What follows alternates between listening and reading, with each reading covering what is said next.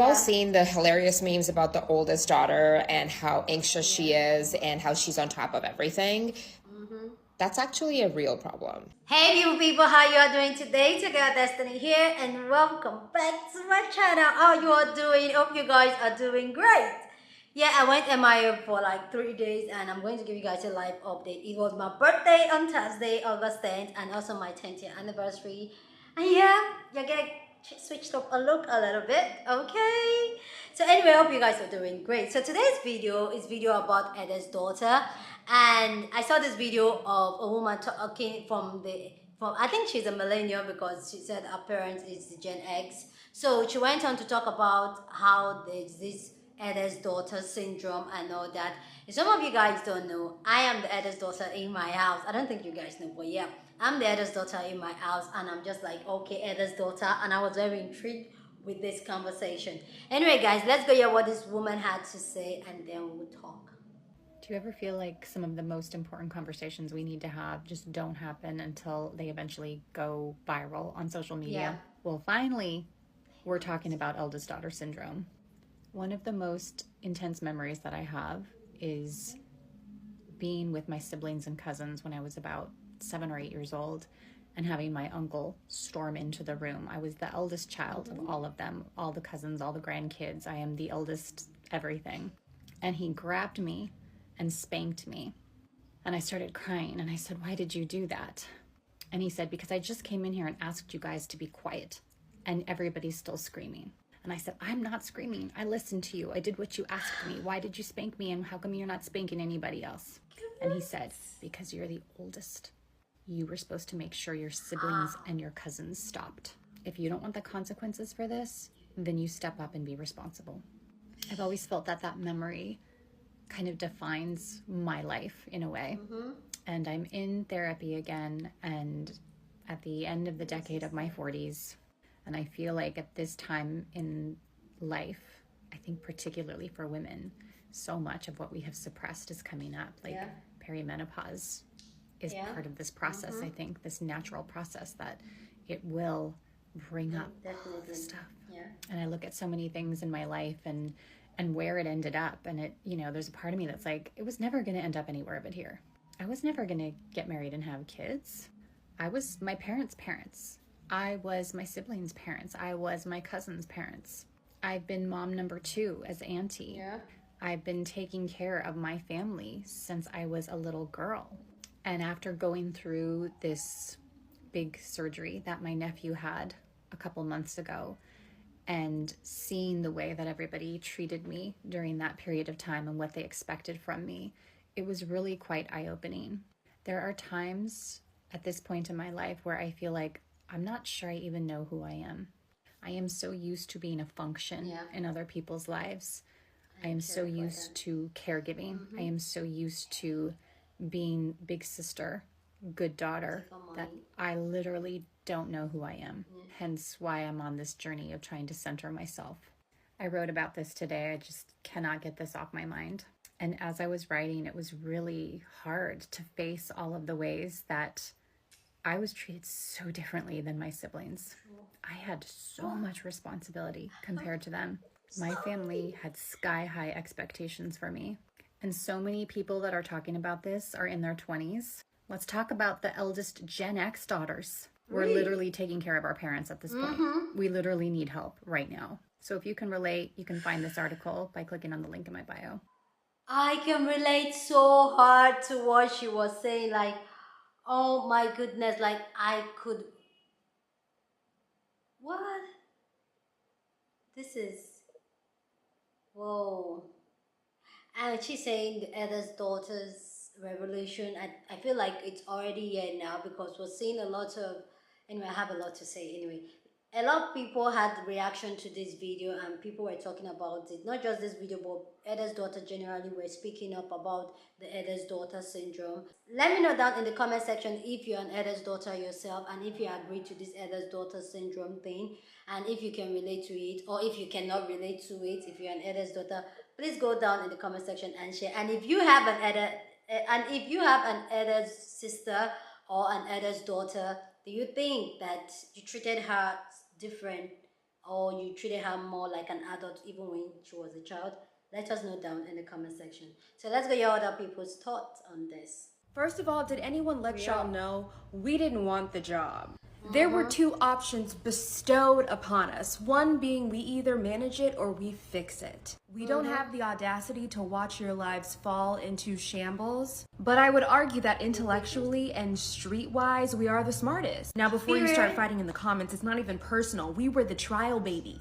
We were the first daughter. By natural selection, we evolved the family. Daughter trauma is so real. One of the biggest reasons is the guilt that we feel on a daily. Like, I just came back home not 3 or 4 days ago, and I was just bombarded by all of these problems by my younger siblings that my parents are just not able to take care of. And I nearly I think I fell into like a mini depression for 2 reasons. One is because I feel so guilty that I'm not here, that I moved on with my life, that I'm independent financially, emotionally, and just breaking a bunch of generational cycles. But the guilt of leaving them when I was the one that was fixing all of their problems constantly and on a daily, and in a way I saved myself. Sometimes it's really hard to live with that guilt. We've all seen the hilarious memes about the oldest daughter and how anxious she is and how she's on top of everything. That's actually a real problem. As a therapist who works with millennial and Gen Z clients, many of my millennial clients are becoming parents. And this behavior pattern, this behavior dynamic of the overachieving, over anxious worrying that we've developed as being the eldest daughters is showing up in their parenting. It shows up in their relationships, and it gives them this caretaker status that they don't actually really want.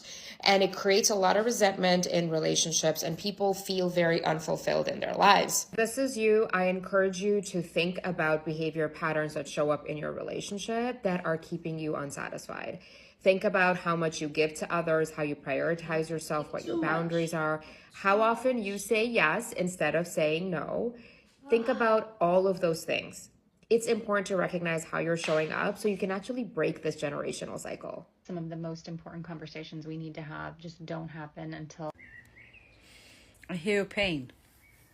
There's a lot of pain in you from the experiences you had as a child and the way other people treated you, and that was not okay. But I want to come on here to warn you about something, to not fall into this pit of making a syndrome or a rule about something. That's not really a rule, it's just your personal experience. Okay. Because not all eldest children experienced what you experience.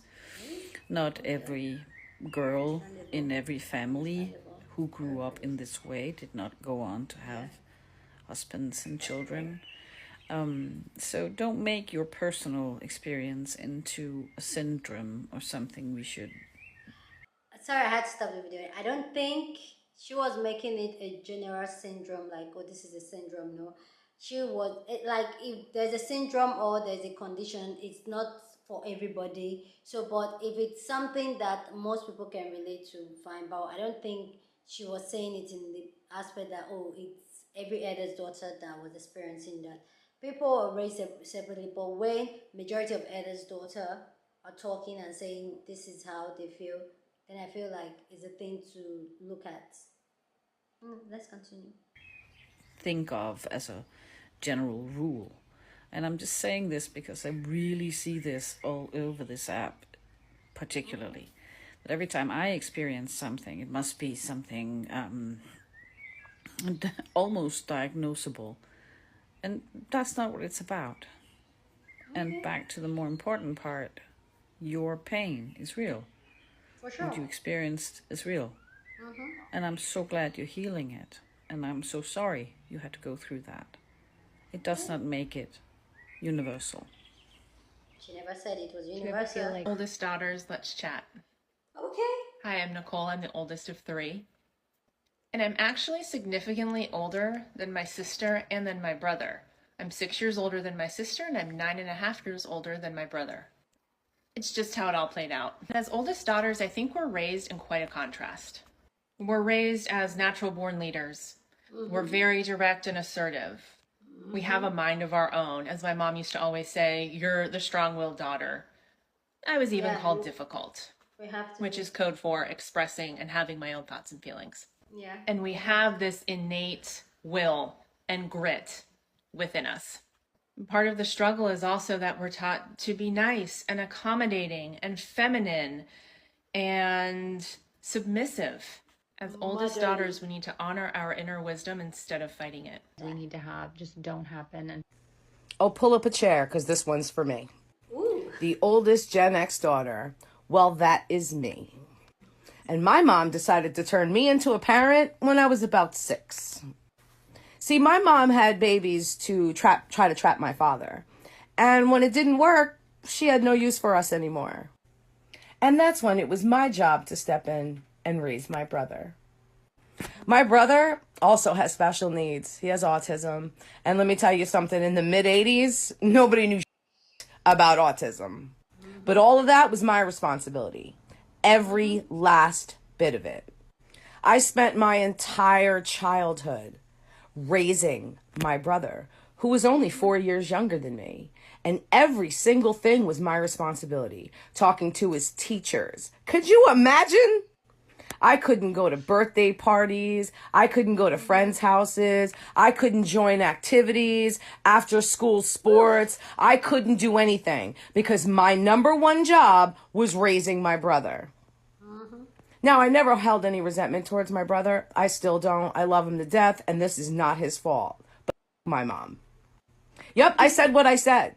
That woman took my entire childhood away and gave me more responsibility than I could ever deal with.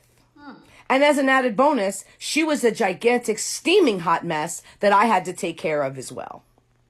My favorite experience personally was when I was about 12 and she was broken up with and decided she was going to try to kill herself right in front of me. Nothing like being 12 years old wrestling pills out of your mom's hand. But I digress. Wow. Now I'm 49 years old.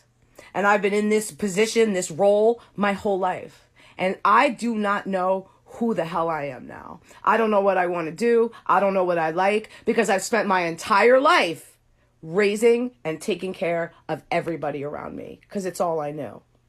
And now my son is a fully functioning, grown man who really doesn't need me for any. He doesn't need me. And I don't know what the hell to do with myself. Because in those critical developmental years, those years that you're supposed to figure out who you are and what you like, I wasn't allowed. Because that woman told me straight up, it is your responsibility to take care of your brother. She made that selfish decision in 1982. And I've been struggling ever since.